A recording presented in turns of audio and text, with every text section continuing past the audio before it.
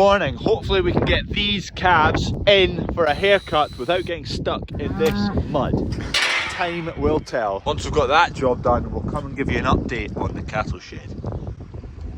First I need some wellies. I've got a lot of calves in this morning, let's get them in. Hopefully I can get most of these. I got 5. Not amazing, but better than 0. Gradually, over the next 2 weeks, just catch a batch every morning and take them in. Got their backs, and he's injected for pneumonia into the shed to go. He's going to get the trailer now along the road. 6 degrees, we're getting there. Just wait till it's into the minuses. Can't wait. Fetch the, oh, I was going to say fetch the livestock trailer. There it is.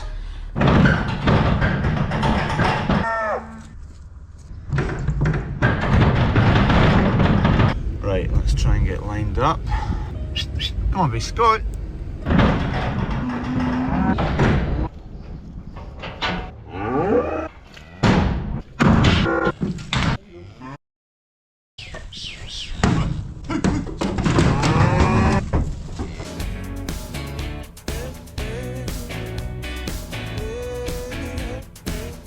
Go on in, hop, hop. Go on, up you go, up you go.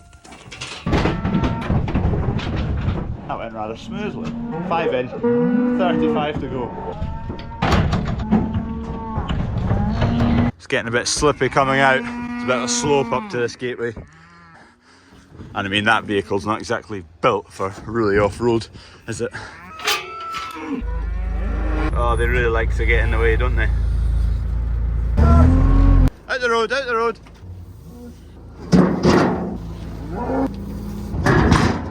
You rascals. Come on, let me back in.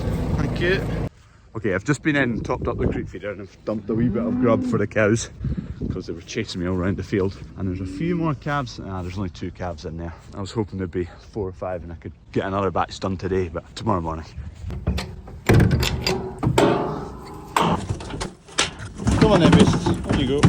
Head sit. On you go. Go on in. Yeah, one's gone the wrong way. Oh well.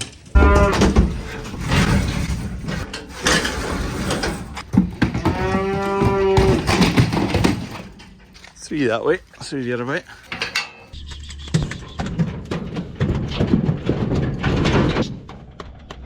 Go on.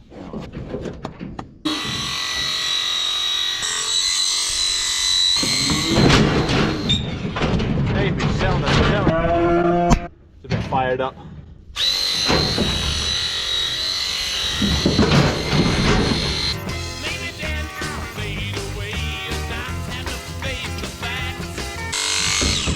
The reason we do this, because these calves are a way to go into a shed and there's less aeration, there's more chance of getting pneumonia in a shed basically. Pneumonia is caused when the animal gets hot and sweaty, particularly along the back, and then at night time it cools down and they get shivery and that develops pneumonia. So this allows the animal to breathe a bit, less chance of sweating, less chance of getting shivers. Fingers crossed, no pneumonia. They also get a jag as well. So you get a 5 ml dose of Bovipast, which is subcutaneous, just under the skin here.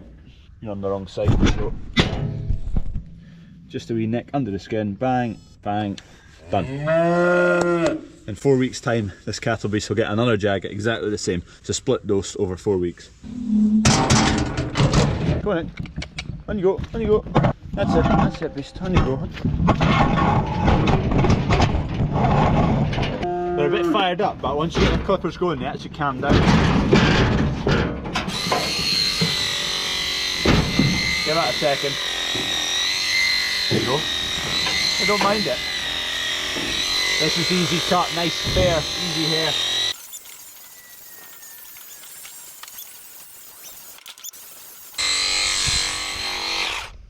Wee jag, job done.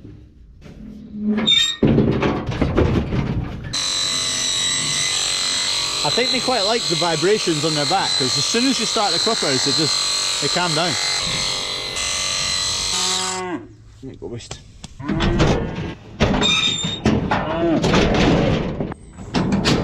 This is definitely easier with 2 people. Dad's away. He's away to watch Scotland play Romania in the Rugby World Cup.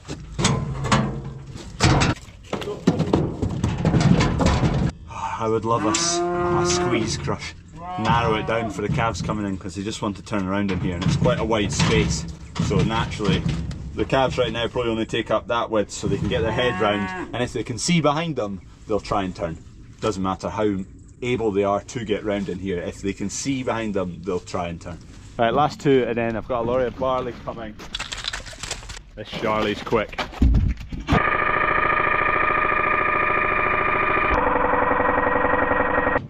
That's another back shaved.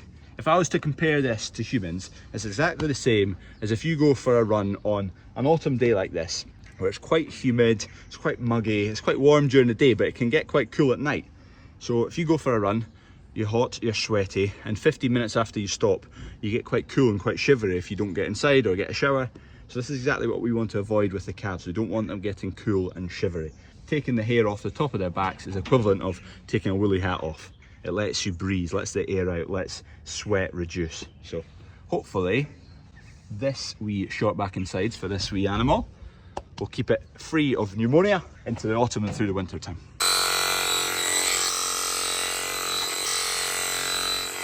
We can load these up. They're away now to yard 3.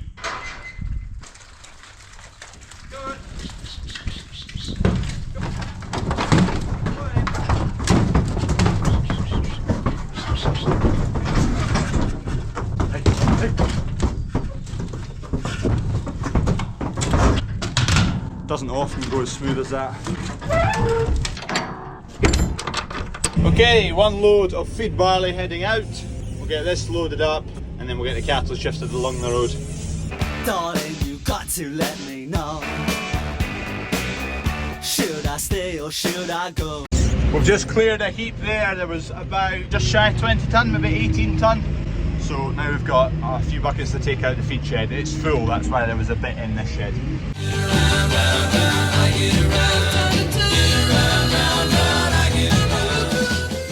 That's that. Done. Can now go and deal with these cattle.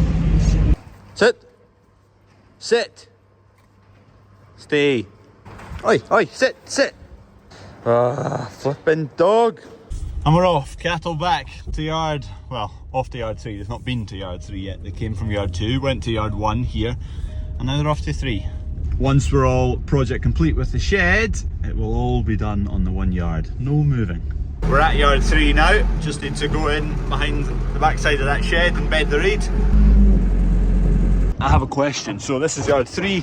This is where there's a business on site here that presses OSR. It makes nice oils and whatnot, and the byproduct is the rapeseed pellets. These things come out that we shoot into these bags, and we feed that to the cattle as a protein source. But this is needing to get changed to make the process a bit easier. So right now this bag hangs in here, it slowly fills up, and then it gets shifted inside onto weigh scales, and some gets added or taken away. So it's a bit of a faff. So the idea is to empty that chute straight into a hopper that can be mounted onto a frame above the weigh scales, and just with a chute on the bottom of it, instead of filling a bag here, shifting it. It's just improves the way that's done. So if anyone knows of any hoppers kicking about somewhere in Scotland, ideally, reasonably priced, that would situate this space. Maximum height 5-foot hopper that would slide in there. Something like that, or any other suggestions, let me know.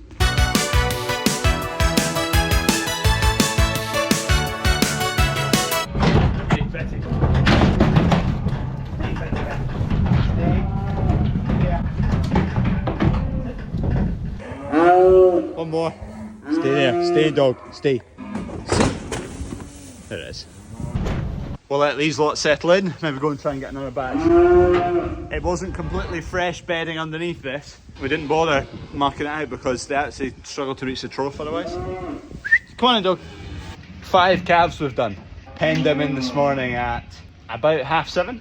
Okay, yes, loaded a lorry and had to take Dad to the train station and a few other wee bits and bobs along the road, but it takes a while at the moment. They've gone from yard 2 to yard 1 to yard 3. Had 1 injection and been clipped. I think if you started at 7:30, brought them off the grass straight into the new shed, handling facilities, then put them into the fattening shed right next door, I think we could do 50 calves easily by lunchtime. Right now we've done 5 and it's taken longer than that.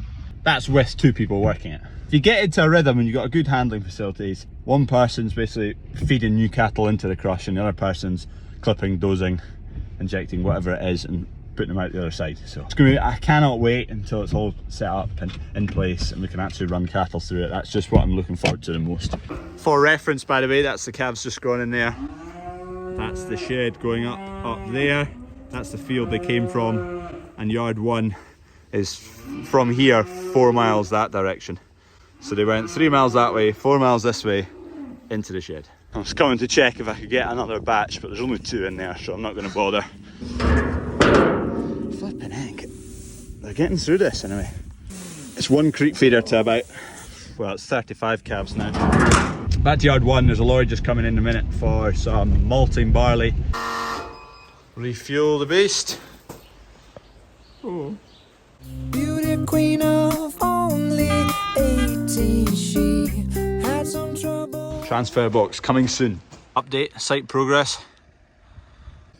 We have had a delivery here of quite thicker, chunkier panels here. There'll be 150 mil, something like that. Anyway, they're thicker because they're the retaining panels that go along the base there. So all the way along this length of the shed, because the floor level is raised up and we don't want a big runoff of material into the yard, there's retaining panels going in here. So they're the thicker ones that are going to hold the material that will sit in there up and in the centre of the shed rather than it flushing out. So that's why those panels, 1 stack, 2 stack, are thicker than all the rest. It has turned horrible. Oh, a lorry just arrived. We've got 3 lorries coming. It's about 6 o'clock now. I don't know if I've got 2 or 3 coming. Had lorry drivers phoning me left, right and centre, and there might be 2 or 3 in the morning again. See what happens. Here, Doug. Right, we'll get lights on in here. Baba bing, baba boom. We're ready for action. Just open this door. Get lorry driver reversed in here. He's in the Ferrari today.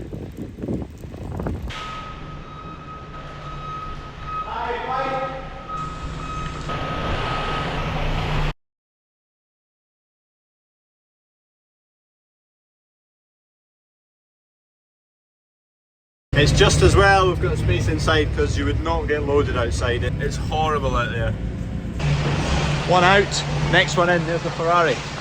Perfect. What a difference getting loaded inside. 1 out, 1 in.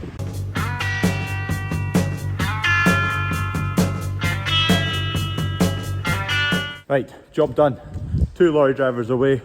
I'm not going to put them on a lorry leaderboard because it's in another shed and it is pouring down. But they are both in and out. No faffing about, good lads. One was definitely a better reverser than the other. I'll not say which lorry, but they know each other, so they can have the argument between each other if they ever see us. So that's malt barley away on a contract. There's 1 more load to go in the morning, and then that's all that's on contract away. Cheers for watching. If you've not already, please subscribe. We might already be at 20,000, we might be close to it, so please subscribe and we'll maybe get there one day. See you tomorrow.